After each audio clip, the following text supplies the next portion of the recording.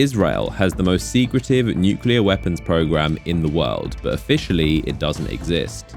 It's the only country with them that has never acknowledged having them, which is part of a deliberate strategy. Does Israel have nuclear capabilities and nuclear weapons? Yes or no? Does Israel have or not have nuclear weapons? Why should we clarify it? Is it because of the Holocaust that you should be allowed to have nuclear weapons? You know what?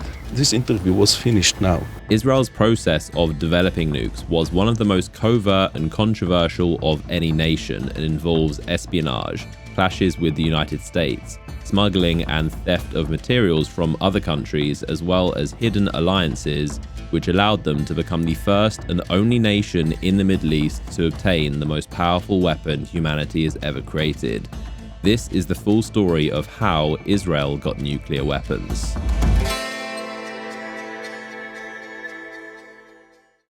Their program began around the time of the country's founding in 1948.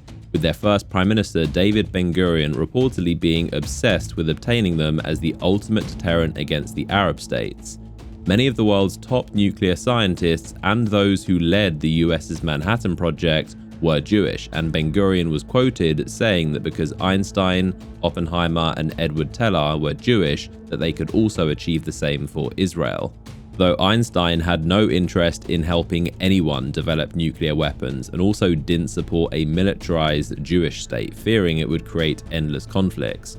Oppenheimer became disillusioned with nukes after the Manhattan Project and also wasn't particularly interested in helping Israel.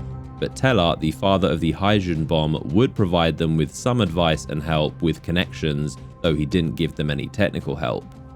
In 1949, a new unit of the IDF began searching for uranium deposits in the southern region of Israel called the Negev Desert. After a few years, they developed a new technique to extract heavy water that was even more advanced than the US. They sold these patents to the French for their nuclear weapons program, and this began the Israeli-French cooperation on nuclear science, which would be crucial for both countries. Israeli scientists were also allowed to observe the French nuclear weapons program, and they were the only foreign scientists able to freely roam the French facilities. In 1956, the Egyptian president Abdel Nasser took control of the Suez Canal, one of the most important shipping routes in the world, which was previously controlled by the French and British. France and the UK proposed that Israel should attack Egypt and invade the Sinai Peninsula, so that France and Britain could then also invade Egypt to look like peacekeepers, but with the hidden agenda of retaking the Suez Canal for themselves. As part of this cooperation, France would then sell and help Israel build their own nuclear reactor. Months later, the plan was put into action. Israel, followed by Britain and France, invaded Egypt, but they quickly came under heavy pressure from the US, Soviet Union, and the UN. The three countries were forced to withdraw from Egypt, marking a turning point where the US and Soviets now cemented themselves as leading world superpowers over Britain and France, who had just been weakened by World War II and now, since the Suez Crisis, been humiliated. Despite this, the French and Israeli relationship remained strong, as they were both now more determined than ever to obtain nuclear weapons and also didn't have great relations with the US at the time. The French government were also strong supporters of Israel, with the Prime Minister of France reportedly telling an aide, "We owe the bomb to them," and their Chief of Defense Staff saying, "We must give them this to guarantee their safety." The two nations continued with classified agreements and in 1957 began to build the large plutonium reactor in the Negev Desert near the city of Dimona. It's now called the Shimon Peres Negev Nuclear Research Center, but is also just referred to as Dimona. In 1959, early in its construction, it was spotted by an American U-2 spy plane. Eisenhower's administration grew suspicious, but Israel said to them it was just a textile factory. Israel then publicly declared it to be peaceful and used for desalinating seawater for agriculture.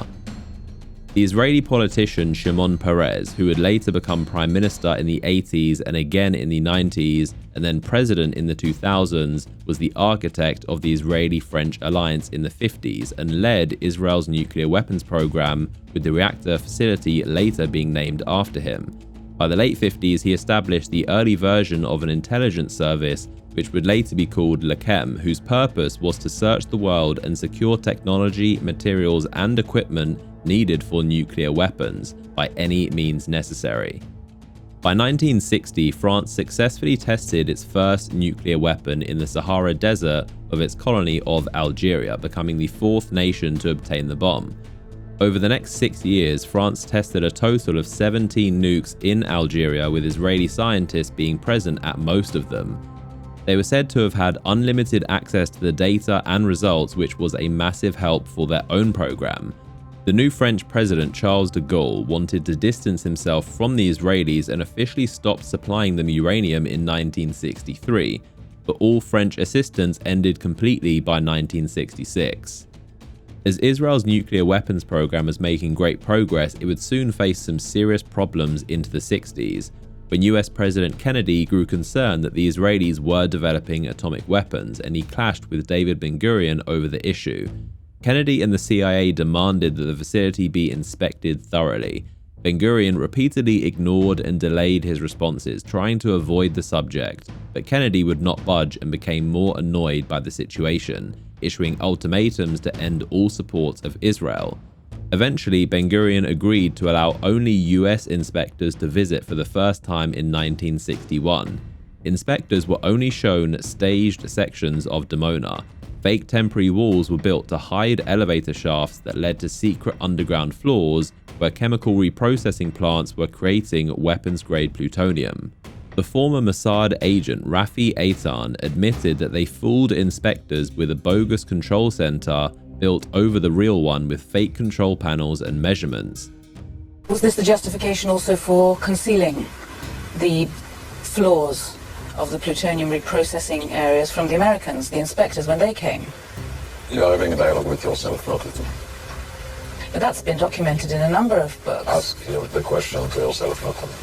But is it not true? I don't have to answer the question, Stephen.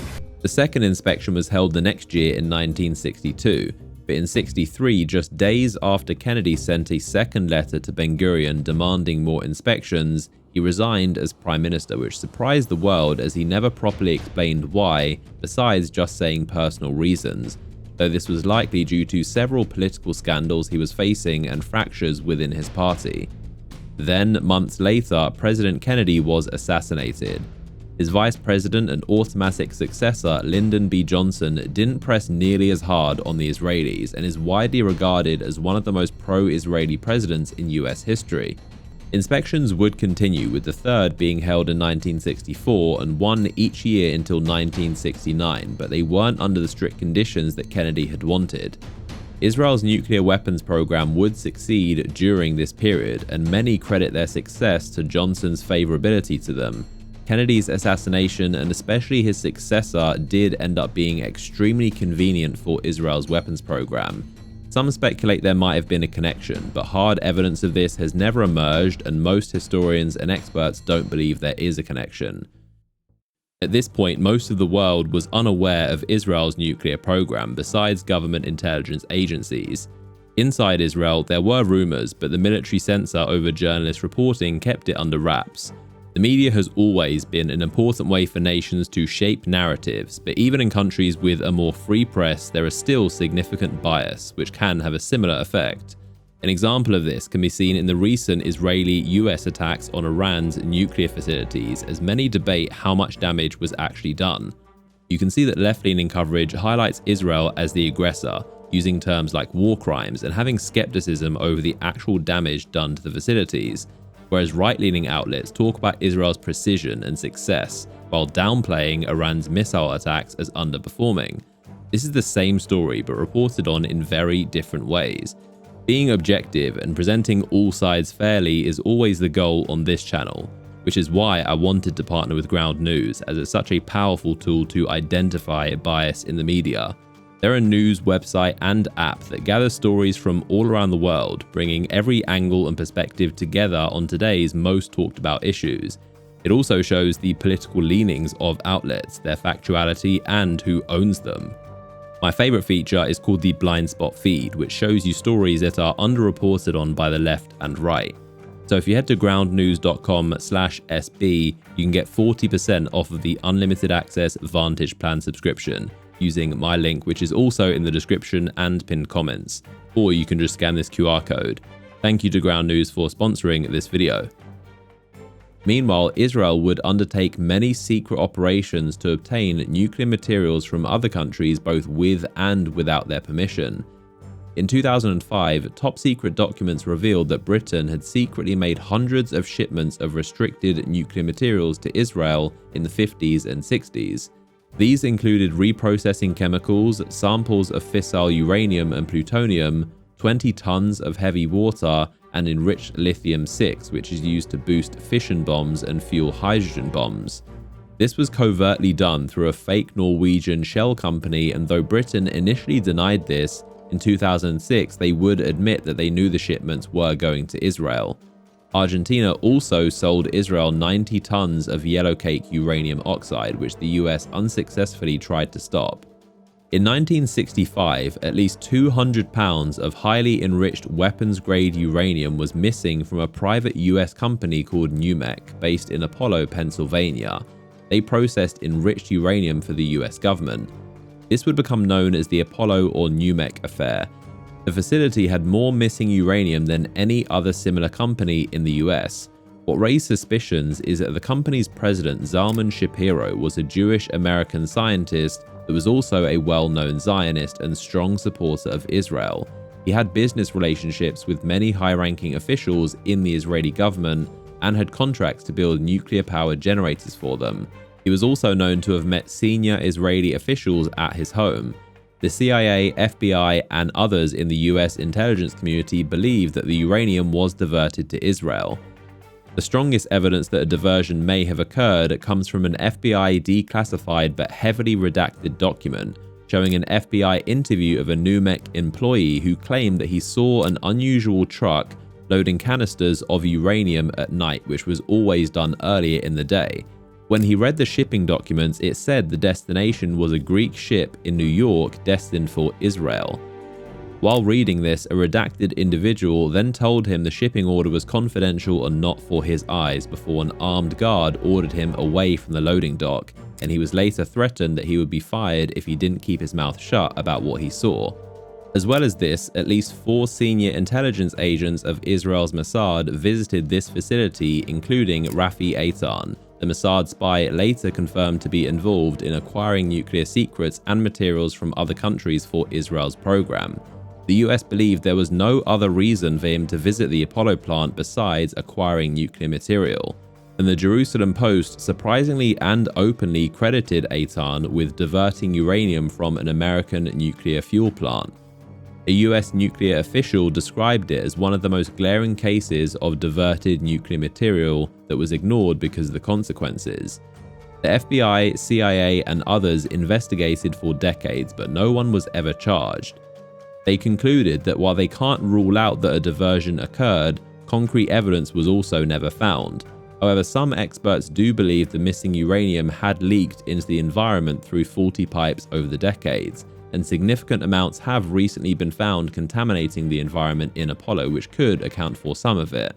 This remains a controversial and debated mystery to this day as to whether the uranium was diverted to Israel, but the majority of the documents pertaining to this still remain highly classified and unreleased by the US government. The Mossad agent Rafi Eitan, involved in the Nukes Apollo affair, would later become the head of Israel's Lakem intelligence agency, founded in the 50s by Shimon Peres to acquire technology and intelligence for nuclear weapons from other countries, and they would be involved in many controversies. Eitan was also the handler of Jonathan Pollard, a Jewish-American intelligence analyst for the US Navy who was discovered to be selling significant amounts of US state secrets to Israel to help their nuclear weapons program. This later forced Israel to shut down Lakem in 1986 and formally apologized to the US for their involvement in what was called the Pollard Affair. He was imprisoned in the US for 30 years and after his release moved to Israel in 2020, where he was granted citizenship and welcomed as a hero by Prime Minister Benjamin Netanyahu. Richard Kelly Smith was a US aerospace engineer and president of a company called Milco. He was also indicted the same year as Pollard when he was found smuggling 15 shipments of 800 nuclear weapon switches to Israel. His company was found to be a front for Lachem to acquire nuclear materials. The switches he smuggled were sent to a company owned by the Israeli billionaire Arnon Milchan, who is one of the most successful Hollywood movie producers of all time and also turned out to be a spy for Israel's Lachem agency. He admitted to using his connections to promote South Africa's apartheid regime in exchange for them helping Israel acquire uranium. In a 2013 interview, he said, "Do you know what it's like to be a kind of 20-something and his country lets him be James Bond?" Shimon Peres in an interview praised Milchan's work as an operative, stating that he recruited him personally and that his numerous intelligence operations gave Israel a huge advantage strategically and technologically. Milchan has also been a longtime close friend of Prime Minister Benjamin Netanyahu, who is currently on trial for allegations of bribery and corruption, which involves Milchan giving Netanyahu $250,000 worth of gifts and throwing him fundraisers in exchange for tax exemptions. After all of this international smuggling, around 1965, the Dimona plant was complete and now able to create weapons-grade plutonium. Israel is believed to have completed its first operational nuclear weapon in December 1966, becoming the 6th country in the world to develop them. They were said to have made 2 crude bombs ready to use during the 1967 Six-Day War, which was mainly against Egypt, Jordan, and Syria. Defense Minister Moshe Dayan reportedly told aides during this that Israel now had the nuclear option to deter the Arabs. According to Israeli military sources, the Prime Minister secretly ordered the 2 crude bombs to be ready. One official said the operation was called Spider because the devices had pointy appendages and contraptions sticking out of them. They were reportedly loaded onto trucks ready to be driven to the Egyptian border and would only be detonated if Arab forces defeated the Israeli defenses. The New York Times also reported that in the days before the Six-Day War, when tensions were running high, Israel considered setting up and detonating a nuclear bomb in Egypt's Sinai Desert as a warning to the Arab states. Though the 2 bombs were ready, the order was never given, as Israel swiftly defeated the Egyptians and seized the entire Sinai Peninsula, which it would hold for the next 15 years until it was handed back in a peace treaty. Israel's defense minister ordered the production of 5 nukes per year, and the words "never again" were said to be etched onto the first warhead in both English and Hebrew. The CIA and NSA, who were spying on Israeli communications, also confirmed that the Israeli Air Force were practicing bombing runs of how to deliver nuclear weapons. Israel still continued its secret missions to acquire materials from other countries, and in 1968, the Mossad undertook Operation Plumbat, where they covertly purchased 200 tons of yellowcake uranium from a Belgian mining colony in what's now the Democratic Republic of the Congo. The amount of uranium was enough to power the Dimona reactor for up to 10 years. 1969 saw one of the most important events that shaped Israel's nuclear weapons policy up to today.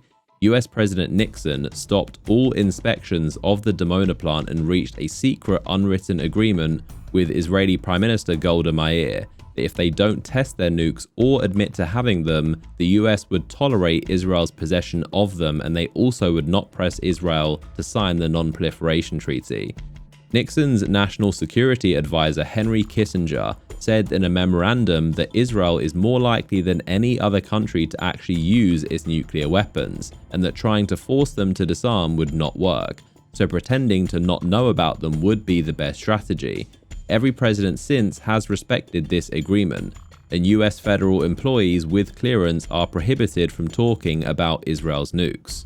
During the 1973 Yom Kippur War against mainly Egypt and Syria, Israel's defense minister Moshe Dayan reportedly authorized a nuclear alert and ordered 13 atomic bombs to be ready, and the Israeli ambassador informed President Nixon that very serious conclusions may occur if the US did not airlift supplies.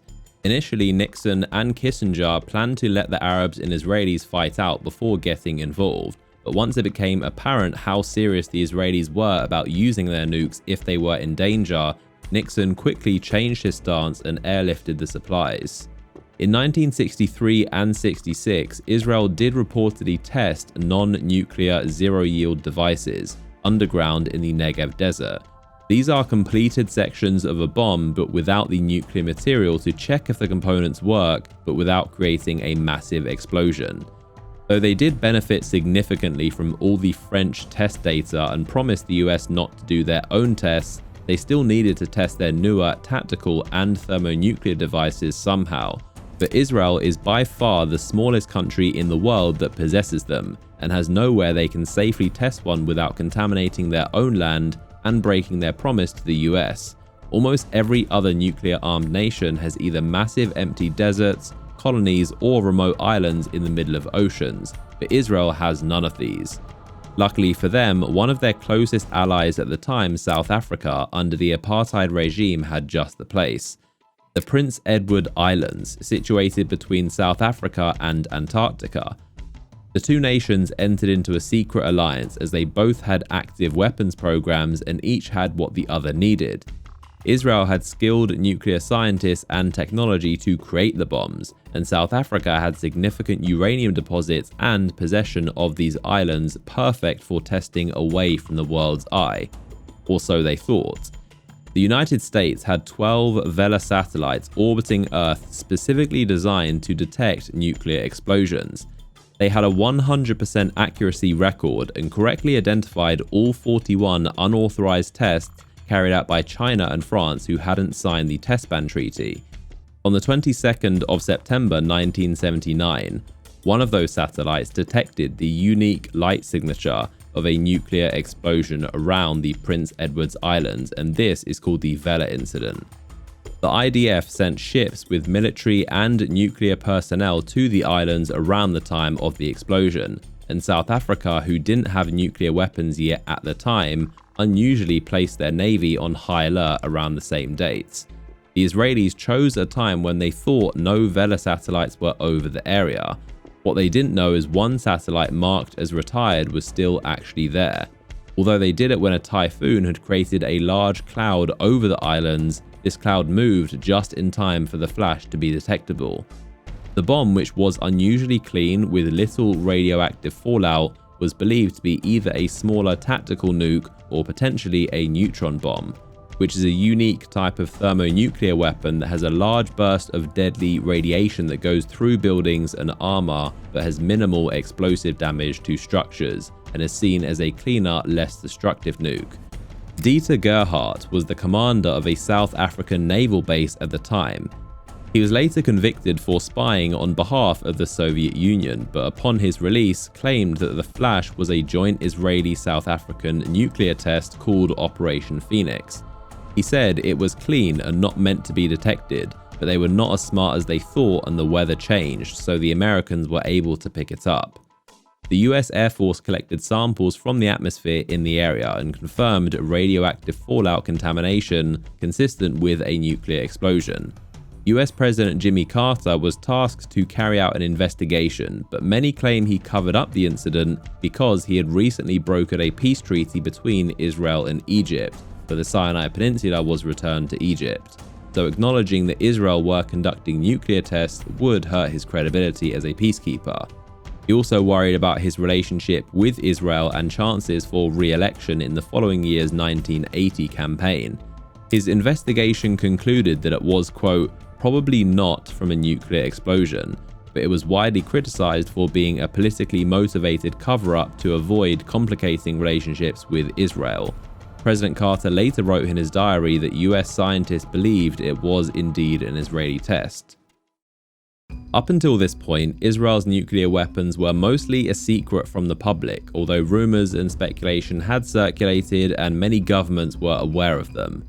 But in 1986, everything changed when Mordechai Vanunu, an Israeli technician who worked at the Dimona plant on material for their nuclear weapons, developed a strong dislike for the Israeli government. One day, he snuck in a camera and took 57 photographs of the plant's secret areas before quitting his job to travel the world and converting to Christianity. He unsuccessfully tried to sell his story in Sydney, Australia, where a reporter tipped off the Israelis about what he was trying to do.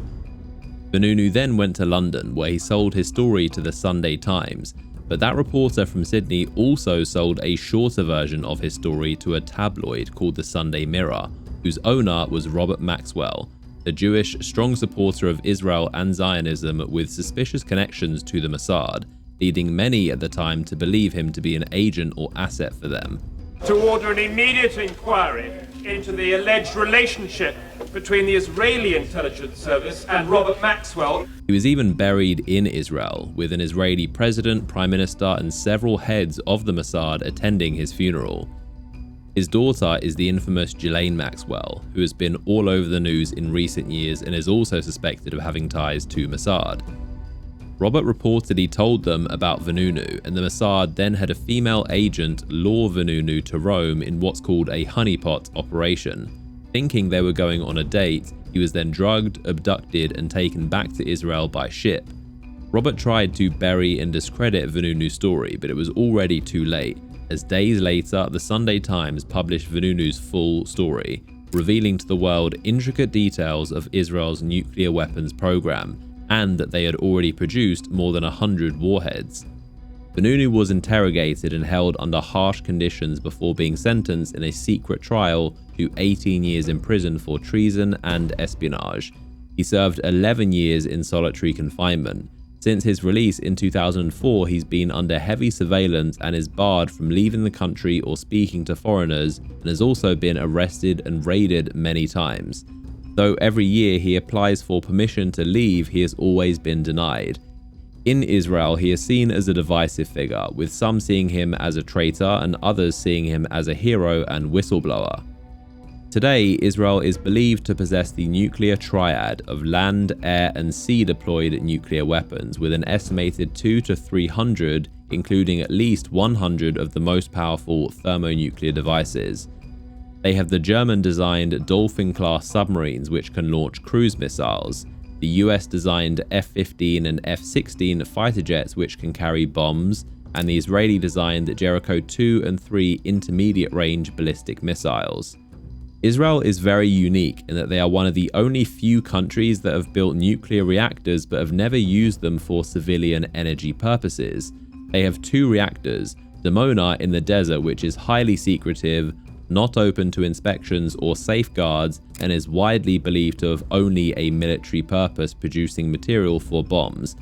They also have a much smaller reactor called Sorek near Tel Aviv, which is open to inspections and does follow international regulations, and this is used for medical research.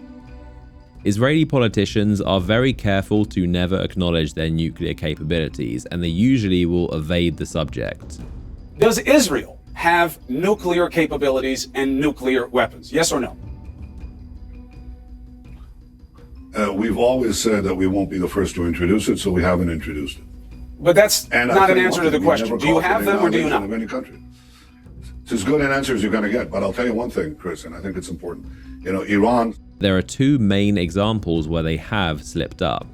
In 1998, Shimon Peres, who led their program and later became prime minister and president, said in a speech that Israel built the nuclear option, not in order to have a Hiroshima, but an Oslo, referring to the Oslo Peace Accords. The second and one of the most famous slip-ups was in 2006. Israeli Prime Minister Ehud Olmert said on live German television that Iran are aspiring to have nuclear weapons as America, France, Israel, Russia. A recording of this doesn't exist, but it was widely reported on as the biggest accidental confirmation, as he included Israel while listing off other nuclear-armed nations. Does Israel have or not have nuclear weapons? Why should we clarify it? If the suspicion prevents them from attacking us, okay, it's enough. But it's a simple question. Do you or don't you have nuclear weapons? I said Israel has said clearly that we are not going to introduce nuclear weapons in the Middle East. Are you saying you do not have nuclear weapons? I answered it. We are not going to introduce it. But Why it's been should well we? documented. Even Israeli historians have written about it, have said that there is a nuclear Israeli bomb. Indeed, There the are CIA different- has said that as well. Prime Minister Olmert himself said it before he retracted his comments. No, he never said anything like it. I'm sorry. He never said anything. No Israeli ever said it. And historians, they have different histories. There have been some smaller, more recent examples. On October 9th, 2023, an Israeli lawmaker in a tweet alluded to the use of a Jericho missile or doomsday weapon to be used on Gaza before the introduction of forces. In November 2023, a government minister was asked in a radio interview about dropping a nuclear bomb on Gaza and responded saying that's one way, to which Prime Minister Netanyahu suspended him, saying his words are detached from reality.